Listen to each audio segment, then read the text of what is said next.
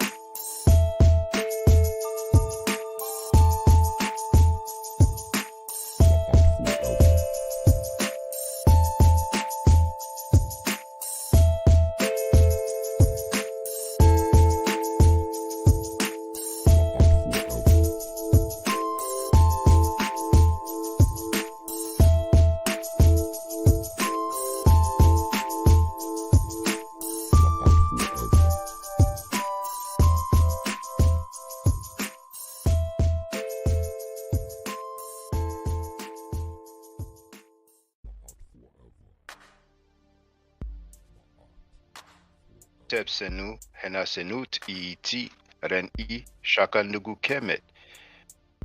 I hope there's no denial you are happy like the Nile. The title of this live stream is Sexual Assault, Karenga accused by Barbara Ann De Loach, author of the book Kwanzaa is Satan. Let me check the sound quality.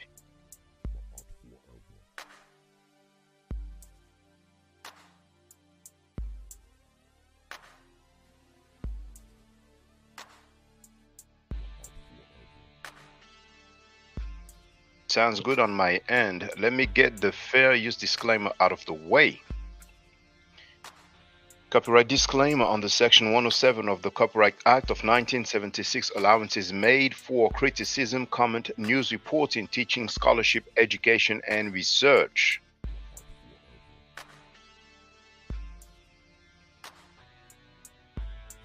I have the link to the book on Amazon entitled Kwanzaa is Satan. It's in the chat. I want you to see, this is the Kindle app. So here's just the book cover. What I'm going to quote is on chapter 6. So I click on chapter 6.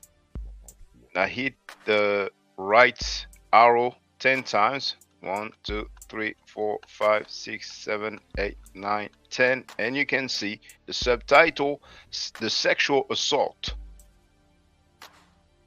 Tikisa versus Karenga, 1969. Tikisa was the name she had when she was a member of the US organization.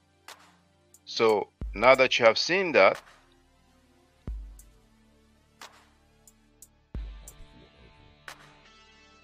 for the record, it is pages 117 to 119. You have the Kindle markers 1588 to 1612. Let's go. Again, I should have ended my membership in US organization when I first decided to leave months ago. However, I did not, and the price I paid for being indecisive cost me big time. I thought he was going to talk about the UCLA murders and the bowing down to him and his picture at the meeting. When we arrived at Karenga's home, everyone was eating, drinking refreshments, talking, and laughing. There was no meeting. The living room furniture had been completely removed except for one chair remained in the room, and Karenga was sitting in that chair. There were pillows thrown all around the floor. The brothers and sisters were sitting on the front pillows according to their rank in the organization. Sitting behind the highest ranking men were a few young brothers. Then sitting behind the young brothers were some of the sisters in the organization. I noticed that Haiba was not in the room. I thought that she was probably in her bedroom. One of the young men motioned to us as we entered the room to have a seat on the pillows. As we sat down, African music started playing real loud from the kids' bedroom. Then a sister dressed as an Arabian dancer entered the room. She was smiling at Karenga and focused her eyes at him throughout the dance. She started moving her body in ways which were shameful. The men in the room were clapping their hands and laughing to show their enjoyment of the performance. After the dance had ended, the dancer got a big hug from Karenga. Some of the people left right after the dance was over. A sister was talking with me about Karenga's use of drugs when a brother tapped me on my shoulder and said, Tikisa, Haiba wants to talk with you in her bedroom. I got up and went to the bedroom, thinking that Haiba was in the room, so I didn't suspect anything was wrong. When I knocked on the bedroom door, the door opened and I walked in. Karenga shut the door behind me and locked it. That's when I saw that Haiba was not in the bedroom. He quickly grabbed my arm and threw me down onto the bed. He said, I want you to give me a massage and then we can laugh. He calls having sex laughing. I said, no. What are you doing? And then I started yelling for Haiba. We wrestled on the bed and was fighting him off me, and still yelling for Haiba to help me.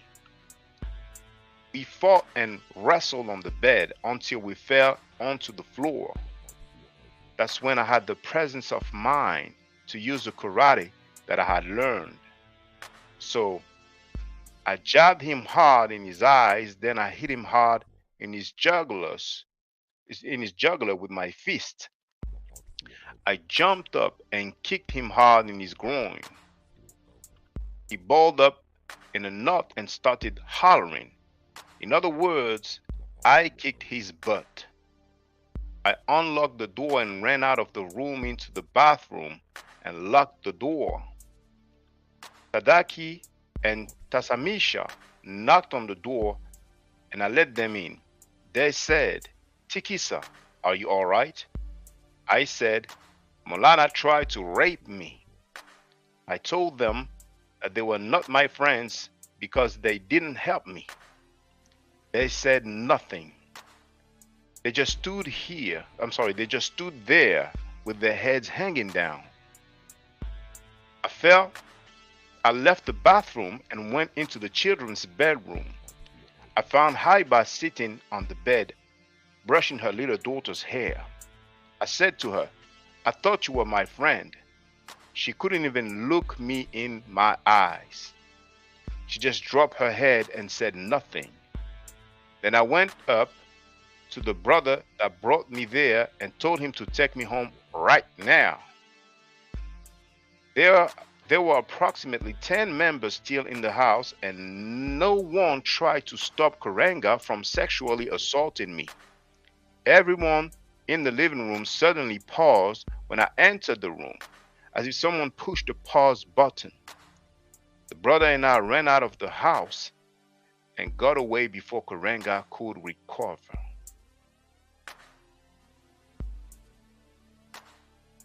Honey Williams in the place to be, and I intended this to be a short live stream. You have the sources. Oh, I almost forgot. I've shared the link already, but this author is not anonymous nor unidentified. We even have a picture.